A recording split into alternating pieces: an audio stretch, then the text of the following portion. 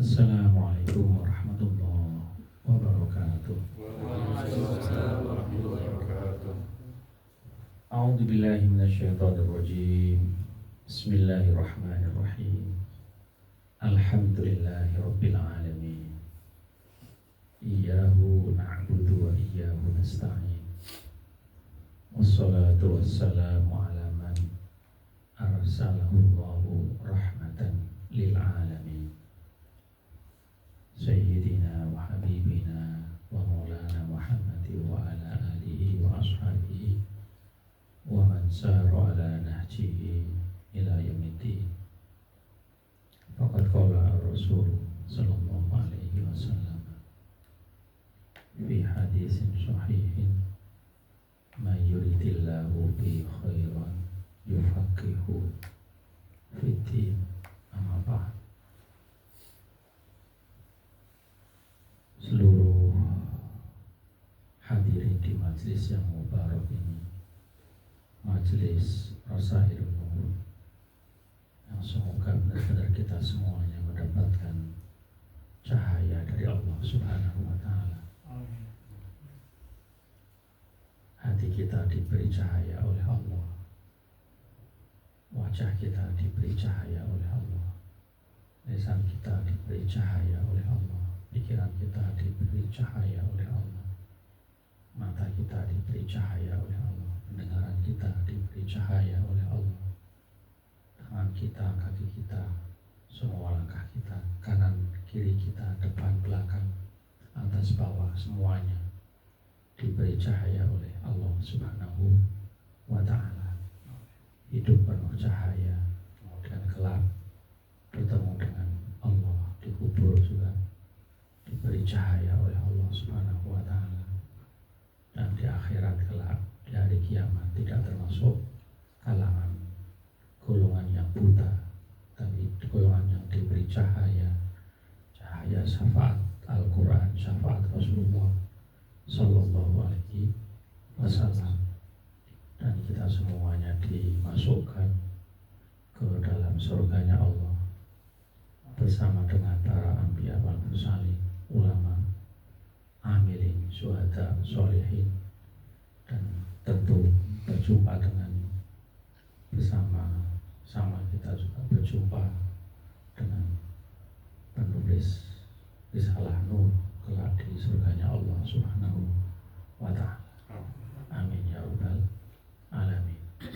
Kalau tadi Ustadz Hasbi menyampaikan sebuah kehormatan, apa itu, kedatangan saya itu kebalik, justru kehormatan bagi saya bisa hadir di sini, bisa bermujalasah di sini, bisa sama-sama kita nyantri kepada Al-Imam Badi'uzzaman Said Nursi Naqtabis Binuril Quran.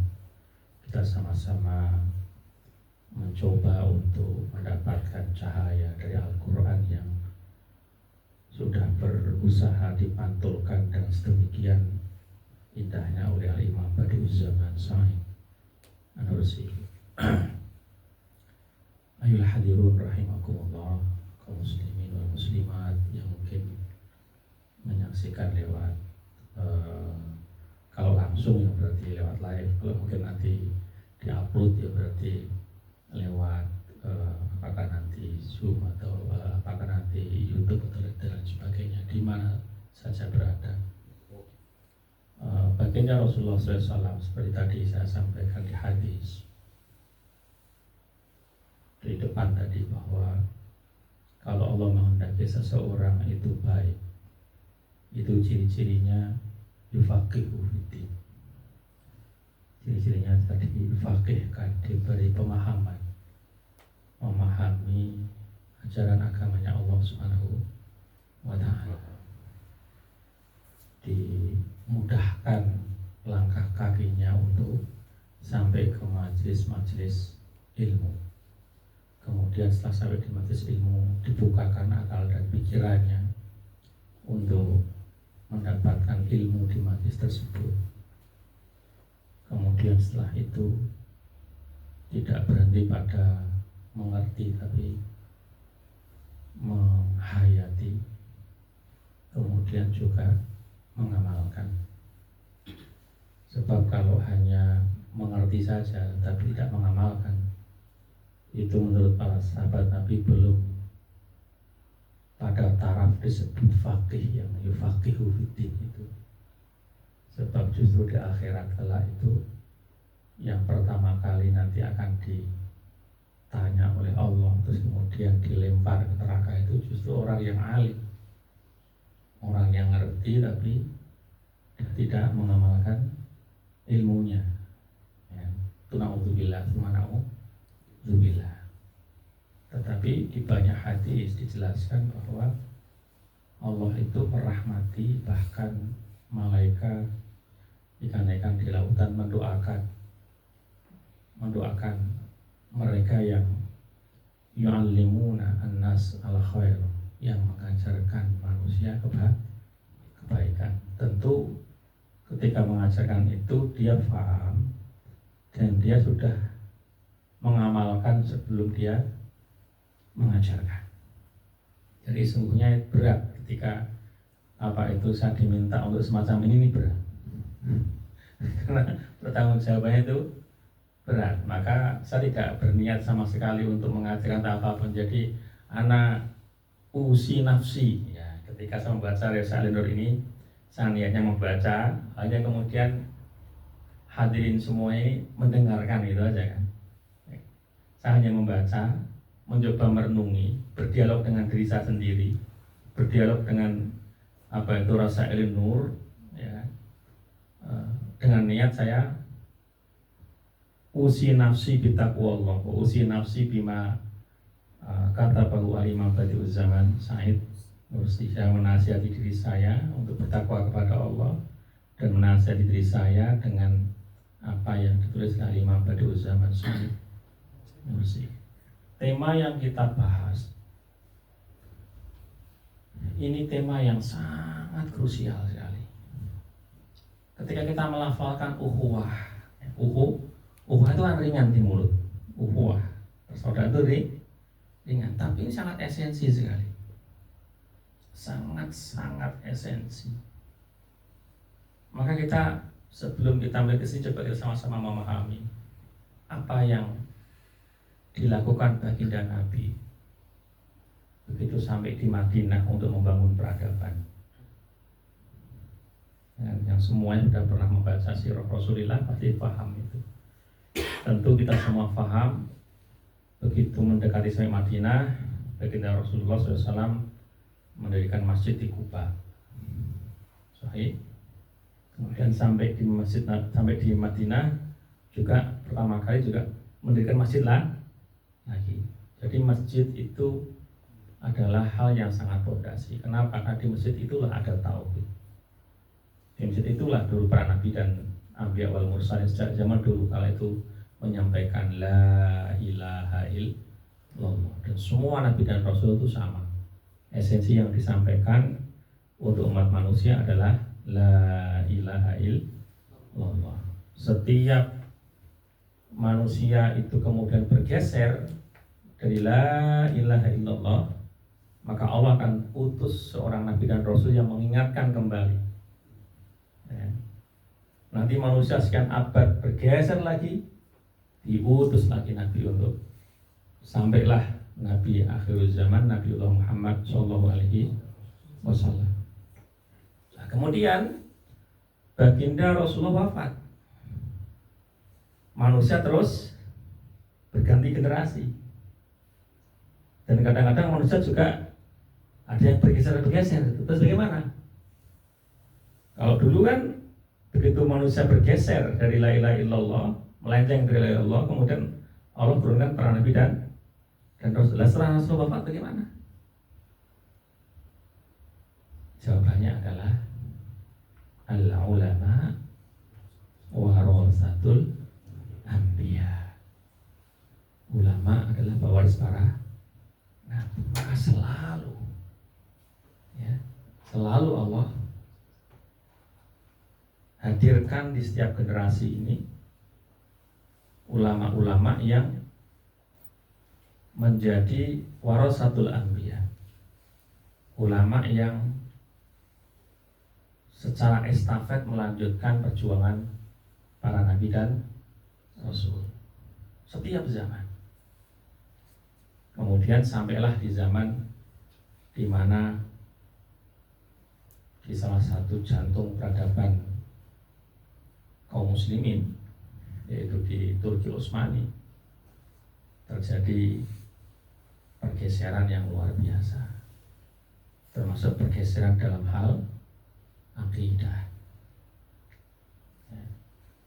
Yang kita semua mengetahui sejarahnya, ateisme berkembang dan sebagainya. Allah kemudian hadirkan seorang ulama yang luar biasa. Ada banyak ulama, ya, diantaranya adalah Al-Imam Badi'uzzaman Said Nursi. Kembali tema yang kita bincangkan itu tema yang luar biasa. Jadi Rasulullah setelah masjid, ya, apa yang beliau lakukan di Madinah untuk bangun peradaban adalah mempersaudarakan antara al-muhajirin, para sahabat Nabi yang datang berhijrah dari Mekah, dengan kaum Ansor, dipersaudarakan. Bahkan name by name disebut, fulan kamu saudaranya fulan, fulan kamu saudaranya fulan. Jadi ada dua kali ikatan di situ. Yang pertama adalah ikatan sebagai saudara secara umum, dan itu sebuah ikatan yang sangat kuat sekali, seperti disebutkan oleh Imam Badi'uzzaman Said Nursi dalam risalah ini. Ayat yang pertama disebut oleh Imam Badi'uzzaman Said Nursi adalah Bismillahirrahmanirrahim, innamal mu'minuna ikhwatun fa aslihu baina akhawaikum. Sesungguhnya orang-orang yang beriman itu adalah ikhwah, adalah bersaudara. Para ulama itu bahkan sampai mengkaji kenapa pilihannya ikhwah. Ikhwah itu sebutan untuk saudara, bahkan saudara fin nasab. Seolah-olah kaum muslimin itu saudara seayah seibu. Meskipun ya secara biologis tidak seayah seibu, tapi dalam Islam, ya kan, saya dengan Ustaz Hasbi itu ikhwah, seolah-olah saya itu sama. Ayah dan ibunya seolah-olah sama. Apa ayah dan ibunya? Ya al-aqidah, al-islamiyah, itulah ayah dan ibunya. Sama-sama iman, sama-sama akidah. Itu disebut ikhwah. Innamal mu'minuna ikhwatun fa aslihu baina akhawaikum, maka perbaikilah, ya, hubungan persaudaraan di antara kalian. Maka ketika Rasulullah mempersaudarakan itu sudah terjadi kan, mereka bersaudara. Tapi masih lagi dikuatkan lagi oleh Rasulullah, sebut name by name. Kenapa? Saking pentingnya persaudaraan, hubungan ukhuwah di dalam Islam. Karena tantangan terbesar umat Islam itu diantaranya adalah tantangan perpecahan. Ya. Ada satu hadis, saya lupa redaksinya ya. Di antara hal yang kemudian Rasulullah minta kepada Allah, dan Allah tidak mengabulkan itu kan, adanya perpecahan di antara umatnya Rasulullah SAW. Ya. Namun demikian bukan berarti kita kemudian terus pesimis, enggak. Maka kita bisa melihat semua ulama pasti akan sampai pada tema ini. Kenapa? Karena ulama tadi warasatul anbiya. Ulama itu perlu untuk membimbing umat manusia. Karena warasatul anbiya berarti mengikuti sejarah para nabi, mengajarkan Alkitab, Al-Quran, wa yuzakkihim. Dan para ulama itu meneladani para nabi, mencoba untuk melakukan tazkiyah, pembersihan, mengajak kanan dan kirinya, semua yang dikasihi kerabat, apa itu jamaahnya dan semuanya untuk bagaimana menjadi bersih, akidahnya benar, akhlaknya benar, menjadi bersih, termasuk dalam hal yang terkait dengan ukhuwah. Kaum muslimin rahimakumullah, ya. Ayyuhal hudur rahimakumullah. Kita kalau menyaksikan saat ini apa yang terjadi di dunia Islam, itu jujur saja kita sama-sama refleksi apa dunia Islam itu kan kita menangis. Apa yang terjadi di Gaza saat ini, kita duduk ini nggak tahu setiap menit ada yang wafat di sana di Gaza. Saat ini Gaza itu menjadi tempat selain genocide yang luar biasa itu juga yang selamat pun juga tidak selamat begitu saja. Saat ini di Gaza, di era modern bahkan disebut, saya baca itu ketulisan itu, di era modern ini tempat paling banyak anak-anak diamputasi kakinya itu saatnya ada di Gaza.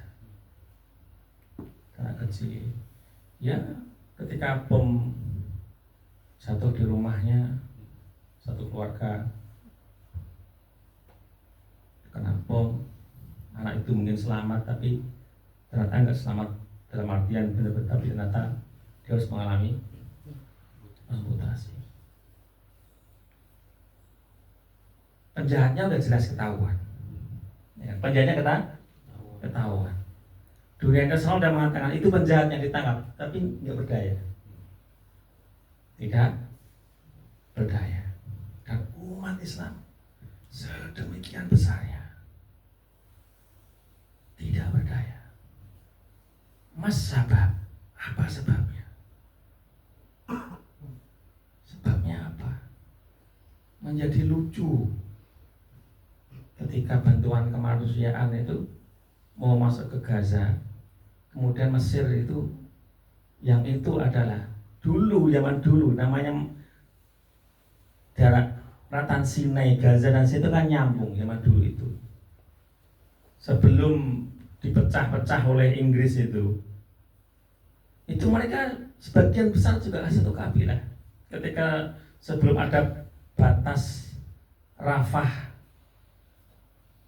dibagi dua, ada Rafah sebagian masuk Mesir, sebagian masuk Palestina, masuk Gaza itu, ya. Itu bahkan antara orang-orang yang tinggal di Rafah yang di Mesir dan orang yang tinggal di Rafah tapi yang di dalam Gaza itu juga mereka satu mbah, satu kakek, satu ini gitu kan. Nah, sekarang menjadi sangat aneh. Tiba-tiba bantuan pun mau masuk di Rafah kemudian ditutup. Ini menjadi hal yang aneh, tapi ya itu yang terjadi. Kenapa? Sebabnya adalah masalah ukhuwah. Ukhuwahnya tidak seperti dulu, ya. Ada lagu yang sejak tahun 80-an itu dinyanyikan. Tapi lagu ini antara panggilan yang mengajak untuk bangkit, tetapi juga bisa kita kritisi. Panggilan ini benar, tapi juga bisa kita kritisi. Kalimatnya begini: Wen malayin,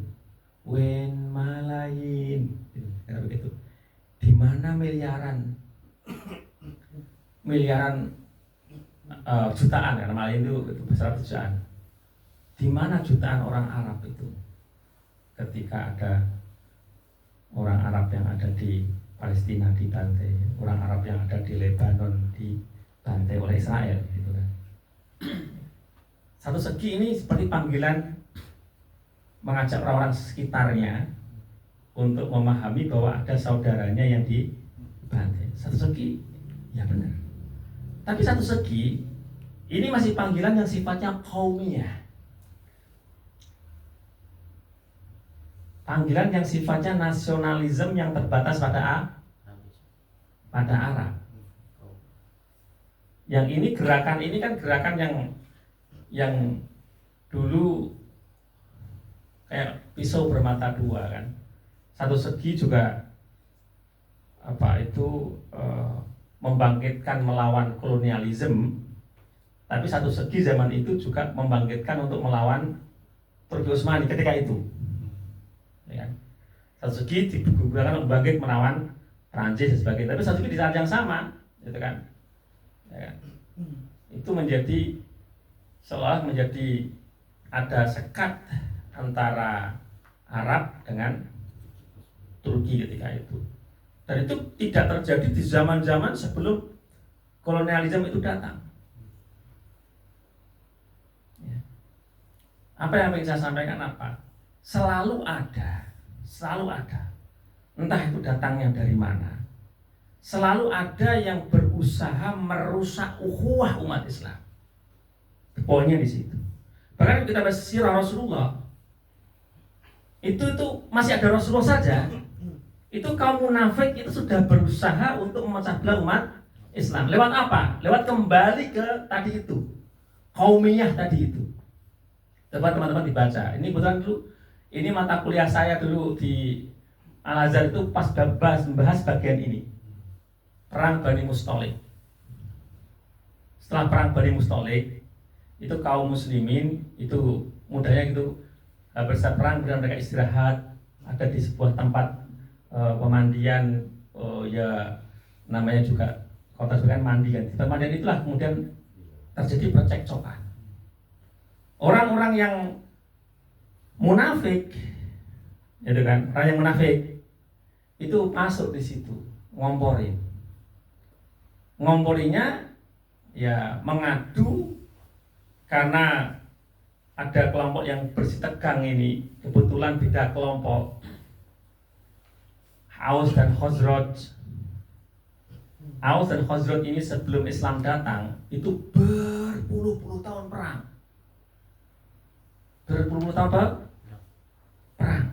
Sampai kemudian Islam datang. Kemudian melebur jadi satu namanya kaum Ansor. Enggak ada lagi Aus, jadi Khazraj. Dulu suku paling besar di Madinah Aus dan Khazraj. Dan di Bani Mustalik ini ada orang munafik yang mau menghidupkan lagi itu. Menghidupkan lagi sejarah yang pernah perang antara Aus dan Khazraj. Itu terjadi di zaman Rasulullah SAW. Kemudian Rasul mengingatkan, ya kan, bahwa fanatisme kesukuan, fanatisme kelompok, ya kan, itu adalah tradisi-tradisi jahiliyah yang itu sangat membahayakan, dan di sini ini yang digunakan karena memang kecintaan pada kaum itu semua orang itu fitrah, ya kan. Saya misalnya lahir di Semarang, saya suka dengan, misalnya saya orang Semarang, tiba-tiba saya di Jepang ketemu sama orang di sana, kemudian juga dari Semarang juga, itu sudah otomatis ada orang Semarang, gitu kan.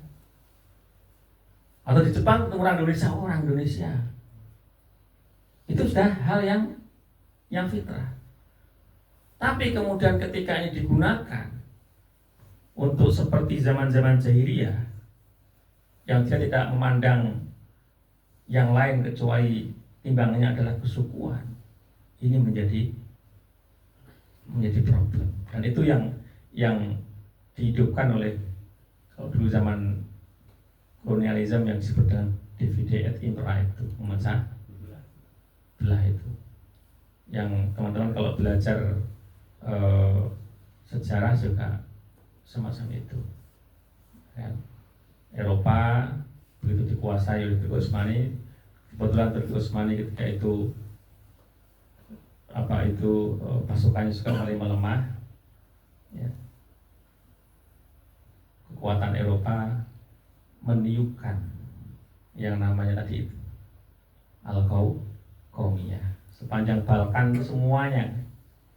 Ini kan masa-masa nanti Sudirman Said Nursi itu hidup kan di sini apa itu tantangannya, keterpecah belahan yang sangat dahsyat, dan itu sampai sekarang residunya itu belum benar-benar hilang sampai sekarang. Asarnya sampai sekarang itu ya yang kita lihat di Timur Tengah itu sampai sekarang asarnya itu, yang semestinya ya kan begitu dulu kita ingat ketika ada kaum muslimah di perbatasan Konstantinopel ya, Biladi Rum dulu kan disebut Rum, itu kan berarti Romawi Timur. Dulu kan kaum muslimin kan selalu bersitegang dengan Romawi Timur. Ketika itu masih Abbasiyah. Ya, ada di perbatasan yang di sebelah mana tepatnya saya teman-teman bisa lihat nanti ya. Dan masih di daratan Asia ya. Selalu yang bagian perbatasan itu selalu menjadi daerah mirip semacam Ardul Ma'rokahnya itu di situ perbatasan. Kaum muslimin ada yang menjaga di sana, juga kaum Romnya juga kadang-kadang menginvasi semacam itu. Ada kaum muslimah yang dijahatin oleh orang-orang Romawi Timur ketika itu. Kemudian apa kata dia? Dia cukup menyebut wa mu'tasimah. Sangat terkenal sekali, bisa dibaca sejarahnya. Wa mu'tasimah. Saat itu khalifah yang ada di Baghdad namanya Mu'tasim Billah. Khalifah Mu'tasim. Perempuan ini yang ada di perbatasan yang dijahati oleh orang Romawi ini, Romawi Timur, karena dijahati, maka dia memanggil wa Mu'tasimah. Wahai Mu'tasim, tolong aku. Begitu aja. Didengarlah oleh mungkin ada tetangganya, entah siapanya, didengar tuh ada perempuan ngomong begitu wa Mu'tasimah. Disampaikan, kalau dilihat ada RT itu ya. RT sampaikan ke RW, terus naik sampailah ke Baghdad dalam waktu yang sangat singkat. Ya kan? Ya mungkin nggak sesingkat kalau punya HP ya. Ya kan?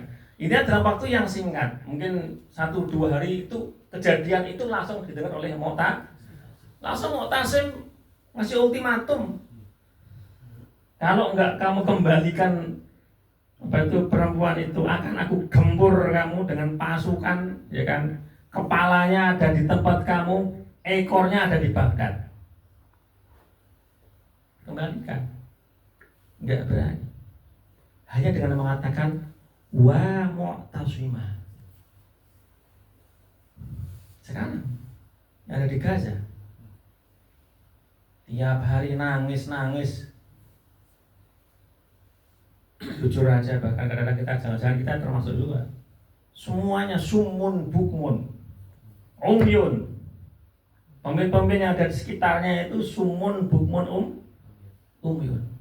Problemnya apa? Mungkin mereka pengen tapi menjadi lemah karena tidak ada ukhuwah. Ketika nggak ada ukhuwah yang kuat, ini menjadi problem. Yang ditulis oleh Al-Imam Badi'uzzaman Said Nursi di sini, ini adalah terapi ketika ada, baik itu sifatnya masih gejala atau sudah jadi penyakit. Gejala akan ada penyakit yang menggerogoti ukhuwah, atau sudah ada penyakit yang ini akan membuat ukhuwah ini benar-benar mati atau benar-benar rusak. Ini adalah yang ditulis di sini oleh Imam Badi'uzzaman Said Nursi adalah terapi untuk itu. Dan kalau kita melihat yang ditulis Imam Badi'uzzaman Said Nursi di sini, ya persis yang diajarkan oleh baginda Nabi. Hanya bahasanya kan mencoba dibahasakan lebih dialogis karena sesuai dengan zamannya. Tapi intinya sama, bahwa ukhuwah itu hal yang sangat terkait dengan keimanan. Ukhuwah itu adalah hal yang terkait tidak sekedar lipstik, tapi harus dijiwai sampai hakikat, sampai ke hikmah, kan begitu. Sampai ada banyak hal yang harus dijiwai. Mari kita melihat beberapa ya. Jadi yang ayat pertama kita udah paham tadi yang ditulis oleh Imam Badruddin Sanusi. Ayat yang pertama adalah innamal mu'minuna ikhwatun fa'aslihu baina akhawaikum ya. Terus kemudian ayat yang kedua ya. Ini menarik. Idfa' billati ya ahsan. Fa idzal ladzi bainaka wa bainahu adawatun ka'annahu waliyyun hamim. Jadi kalau kita namanya manusia bukan malaikat ya, kadang-kadang ada khilaf atau kadang-kadang orang itu tergelincir oleh godaan iblis, terus kemudian dia berbuat pada saudaranya, pada kawannya. Kalau suatu ketika kita mendapatkan ajaran yang dari sini, idfa' billati ahsan, balaslah perbuatan jahat orang yang jahat kepadamu itu billati ahsan, dengan yang lebih baik. Jadi kalimat ini sungguhnya sudah luar biasa. Lebih dari kalimat dari yang diajarkan oleh tetangga sebelah. Kalau kamu ditampar pipi kirimu, berikan pipi kananmu. Bukan begitu. Justru balaslah dengan yang lebih baik. Bukan kemudian menyerah, kasihkan, bukan, tapi balas yang lebih dari sekedar kasih pipi kanan, ya, tampar pipi kiri, kasih pipi, bukan, tapi balaslah yang lebih baik. Sehingga asalnya apa? Fa'idzal ladzi bainaka wa bainahu adawatun ka'annahu waliyyun hamim. Sehingga dengan membalas yang lebih baik itu, maka orang yang tadinya itu bermusuhan, ka'annahu waliyyun hamim, menjadi sahabat yang hamim, sahabat yang sangat erat dan setia. Ya. Ini kan luar biasa. Ada orang berbuat salah pada seorang itu memaafkan, kemudian datangin, kasih bawain makanan misalnya ya. Dan itu terjadi di zaman-zaman salaf dulu kan seperti itu. Salaf dulu kan seperti itu.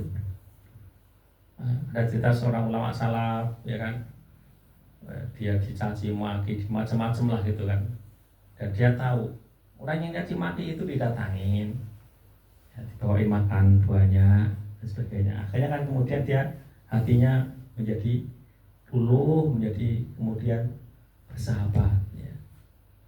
Dan tentu aplikasinya bisa sangat luas sekali.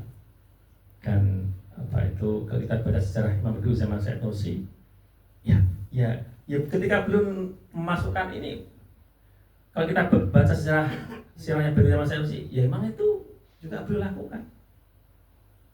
Ya. Ada banyak sipir-sipir penjara yang galak-galak, yang kejam-kejam, kira-kira begitu kan, mau menjadi beliau. Pada akhirnya menjadi muridnya. Kenapa bisa begitu? Ya karena idfa' billati ya ahsan. Ya. Nah ini bukan sesuatu yang mudah. Sesuatu yang mudah. Level kita memaafkan saja udah top. Ini enggak hanya memaafkan ini kan. Ini enggak hanya memaafkan. Jadi ini tidak mudah. Ya, tidak mudah. Jangankan itu, kalau dinyinyirin aja tuh pengen balas ya gitu. Karena kalau misalnya di grup apa gitu kan, ini dinyinyirin nanti ini kan pengennya balas. Nggak balas aja itu udah bagus, diem aja nggak balas gitu udah. Bukan mendoakan udah Pak, apalagi kemudian bisa itfa billati hiya ahsan. Kemudian yang berikutnya wal kadhimina al ghaidha wal 'afina 'anil nas wallahu yuhibbul muhsinin. Wal kadhimina al ghaidha, ya, menahan amarah, wal 'afina 'anil nas, memaafkan, ya kan. Perselisihan itu kemudian berubah menjadi permusuhan yang dahsyat, ya. Itu ketika ada emosi-emosi yang tidak bisa ditahan. Maka Al-Quran ini memberikan terapi yang luar biasa. Kita diminta menjadi orang-orang yang mampu menahan amarah. Kerusakan-kerusakan yang luar biasa di atas muka bumi ini banyak disebabkan oleh kemarahan. Kemungkaran-kemungkaran yang kemudian disesali oleh pelakunya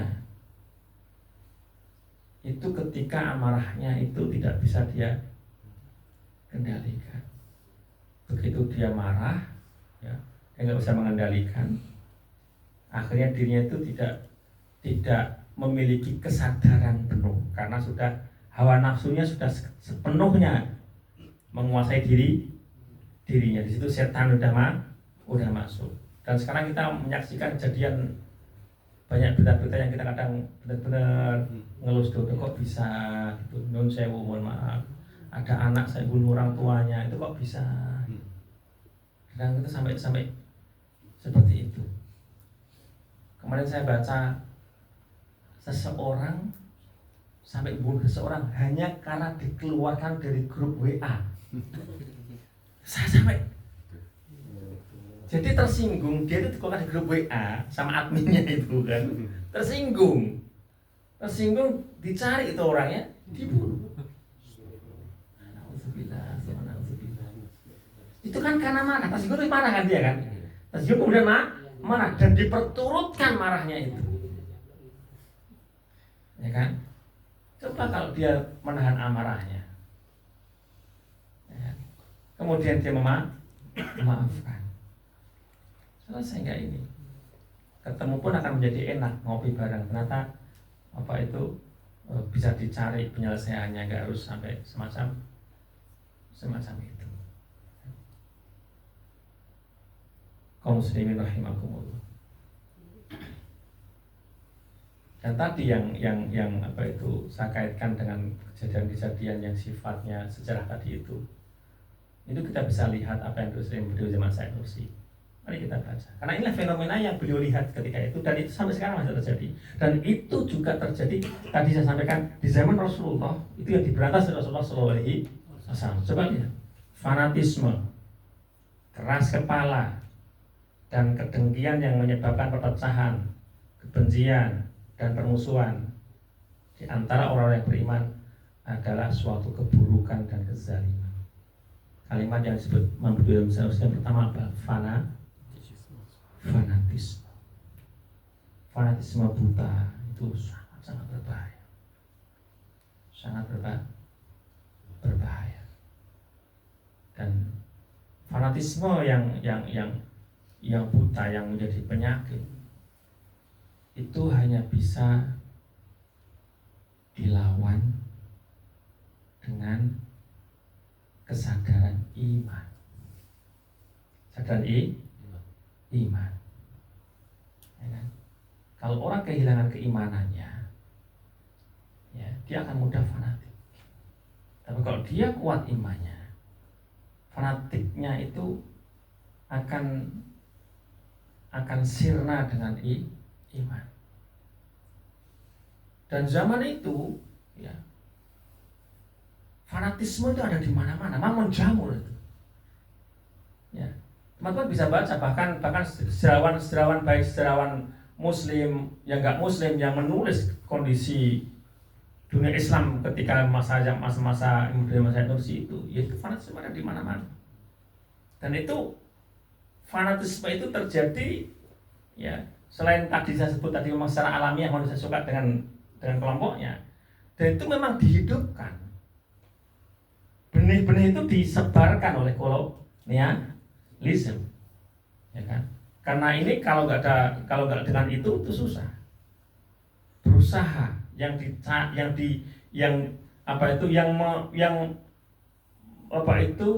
memberantas fanatisme itu adalah keimanan, dan sumber pokok utama cahaya keimanan itu adalah Al-Quran. Maka umat itu mencoba dijauhkan dari Al-Quran, dijauhkan dari iman, sehingga muncul fanatisme yang secara jasad peradaban umat manusia itu sangat lemah jadinya, sangat lemah. Dan apa yang kemudian dilakukan oleh Imam Said Nursi, ya melawan itu semuanya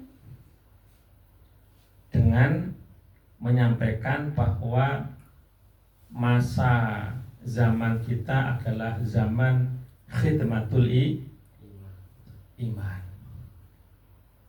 Ya kan? Di awal kan jelas sekali yang bisa memberantas fanatisme itu ya innamal mu'minuna ikhwat. Maka disebut mu'minun. Mu'min itu beriman. Innamal mu'minuna ikhwat. Beriman. La yu'minu ahadukum hatta yuhibba li akhihi ma yuhibbu li nafsihi. Iman. Iman. Sampai taraf mampu mencintai saudaranya melebihi dirinya, itu adalah kalau orang beriman. Sudah nggak ada lagi fanatisme di situ. Kenapa? Sampai dirinya dia yang paling dia cintai kan. Itu sampai posisi saudara dia samakan dengan dirinya. Kalau dirinya itu suka dia pakai pakaian yang baik, maka hal yang sama dia juga menginginkan saudaranya punya pakaian yang baik. Kalau dirinya suka anaknya sehat, anaknya pinter, maka hal yang sama itulah yang diinginkan pada saudaranya. Dia juga menginginkan anak saudaranya sehat, pinter. Kalau dia punya anak kemudian pengen anaknya itu nanti sukses, ya, jadi orang yang berhasil, begitu kan? Itu hal yang sama, itu dia inginkan juga pada saudaranya. Sehingga di mana-mana akan nyaman. Ketika dia menginginkan dia punya anak perempuan, dia pengen anak perempuannya itu tidak diganggu orang, dihormati orang, dimuliakan orang. Hal itulah yang dia lakukan, dia inginkan pada anak saudara dan siapapun kaum muslimin. La yu'minu ahadukum hatta yuhibba li akhihi ma yuhibbu li nafsihi. Ya. Jadi kebalikan dari itu semuanya, ketika fanatisme yang terjadi, nah itulah kezaliman yang luar biasa. Langsung saya singkat. Ya.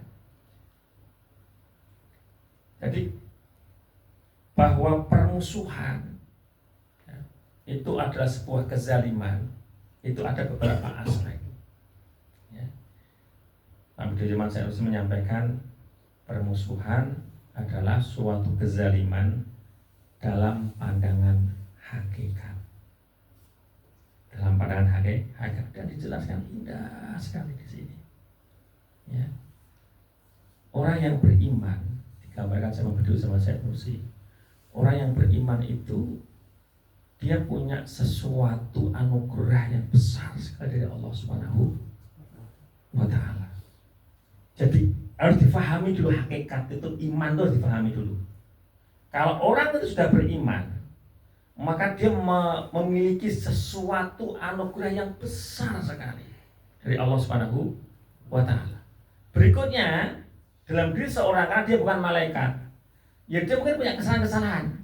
Termasuk mungkin punya kesan kepada Anda, teman Anda yang muslim, yang mukmin, ya, mungkin punya kesan pada Anda. Misalnya janji pinjem, kemudian janji nanti dalam waktu 1 bulan dikembalikan. Ternyata dalam waktu 1 bulan nggak kembalikan, padahal dia punya uang, ya kan? Misalnya pinjam 3 juta, begitu kan? Nanti 3 bulan saya kembalikan, kan begitu kan? Dalam waktu 1 bulan dia nggak kembalikan, ya kan? Malah beli motor baru, kan begitu kan? Lewat depan rumahnya pula, kan begitu kan? Ini kan dia punya kesalahan kan, ya kan? Kesalahannya apa? Ya kesalahannya dia ingkar janji dan kemudian dia zalim pada Anda kan. Matlul ghaniya kan zulmun, ya kan? Mengulur-ngulurnya orang yang punya ketika dia berhutang itu adalah kezaliman. Lah itu dilakukan oleh saudara Anda. Lah Anda tapi kalau kita bicara tentang masalah permusuhan ini, Anda tidak berhak untuk kemudian melakukan permusuhan dengan saudara Anda yang semacam itu. Iya, dia punya dosa itu. Tapi Anda harus pertimbangkanlah bahwa dia itu punya yang namanya iman tadi itu. Walau bagaimanapun dia orang yang Allah kasih namanya iman. Ya kan? Jadi ada banyak mungkin kesalahan-kesalahan saudara-saudara kita itu, tapi ketika dia adalah bersyahadat asyhadu alla ilaha illallah asyhadu anna muhammadur rasulullah, ya kan? Ya. Itu sebisa mungkin jangan sampai terjadi permusuhan. Karena terjadi permusuhan itu adalah kezaliman pada hakikat. Ya. Berikutnya adalah permusuhan adalah kezaliman, ya, dalam pandangan hikmah. Cinta dan permusuhan adalah 2 hal yang berlawanan, seperti cahaya dan kegelapan. Pada dasarnya, keduanya tidak dapat bersatu. Jika sebab-sebab cinta lebih dominan dan cinta itu telah menancap di dalam hati, rasa permusuhan akan berubah menjadi permusuhan artifisial. Bahkan ya, bisa berubah wujud menjadi kasih sayang dan iba. Pada dasarnya, seorang mukmin mencintai saudaranya dan dia harus menyayanginya. Ketika saudaranya melakukan kesalahan, semestinya itu membuatnya iba dan berupaya memperbaikinya, tidak dengan kekuatan dan kekerasan, melainkan dengan perilaku yang lembut dan santun. Dan itu sebagaimana yang disabdakan Rasulullah Shallallahu Alaihi Wasallam, la yahillu li muslimin ayyah juru akhahu fauqa salasi layalin yaltaqiyani fayuridu hada wa yuridu hada wa khairuhum alladhi yabda'u bisalam. Tidak dibenarkan bagi seorang muslim mendiamkan saudaranya lebih dari 3 hari, di mana bila keduanya bertemu masing-masing berpaling dari saudaranya. Ya, jadi dilihat kalau orang itu menghijron, kalau dia bertemu nggak saling sapa, malah saling berpaling. Kalau masih mau saling menyapa, nggak berpaling, itu berarti tidak hijron. Masih ketemu, masih mau menyapu, mau menyapa, terus kemudian tidak memalingkan muka, masih tetap salaman, itu tidak hijron. Yang terbaik di antara keduanya adalah yang lebih dulu mengucapkan salam. Jadi kalau ada orang mungkin sempat diam-diaman gitu kan, maka siapa yang baik di antara keduanya? Yang lebih duluan menyapa, mengucapkan salam, itu yang utama. Sebaliknya, jika sebab permusuhan lebih menonjol dan menancap di dalam hati, cinta akan berubah menjadi cinta semu yang dibungkus dengan kepura-puraan dan sikap mencari muka. Maka ketahuilah, wahai orang yang zalim, betapa kebencian dan permusuhan terhadap saudara seiman merupakan kezaliman besar. Jika engkau mengatakan batu-batu kerikil yang tidak ada nilainya itu lebih berharga daripada Ka'bah yang mulia atau lebih besar daripada Gunung Uhud, tidak diragukan lagi bahwa engkau telah melakukan suatu kebodohan nyata. Itu termasuk kebodohan nyata jika engkau membesar-besarkan kesalahan kecil yang dilakukan saudara seimanmu dan lebih mengutamakannya daripada keimanan dan keislamannya. Jadi masih nyambung dengan yang pertama tadi itu. Ya. Jadi ya memang dia punya kesalahan, tapi pertimbangkanlah bahwa keimanannya, keislamannya itu lebih besar dari kesalahan itu. Ya. Nah, untuk memahami ini memang tidak mudah, kecuali ya melalui pemahaman iman tadi itu. Memang yang diajak itu kita tuh diajak, selain diajak berpikir tadi itu diajak juga dia saat yang sama diajak untuk menguatkan keimanan kita kepada Allah Subhanahu wa Ta'ala. Baik, udah cukup panjang ya, mungkin kemudian kita dialog untuk lebih detailnya. Tafadholu ya, silahkan apa itu para hadirin semuanya ya, yang di sini terutama bukunya ada ya, dibaca apa itu pelan-pelan.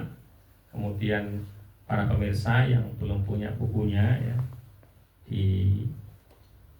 bisa dibeli, bisa dicari di apa itu marketplace ya, cari apa itu Risalah Ikhlas dan Ukhuwah. Ini buku yang sangat bagus sekali. Bahkan saya membayangkan bahwa buku ini harus dimiliki setiap rumah. Setiap rumah muslim itu harus punya buku ini dan dibaca. Setiap masjid harus punya buku ini dan jamaah masjidnya itu baca. Setiap yayasan-yayasan muslim itu harus punya buku ini dan dibaca. Anak-anak muda semuanya berbagai macam, dari berbagai macam apa itu organisasi, ormas dan sebagainya perlu punya buku ini dan dibaca. Kalau mau yang lebih lengkapnya lagi di sini. Ini yang lebih lengkap karena ada di Al-Maktubat yang Risalah Nur yang lebih tebal lagi. Ini bagian dari itu. Ya. Hada wa astaghfirullah li wa lakum. Baik, syukran Ustaz atas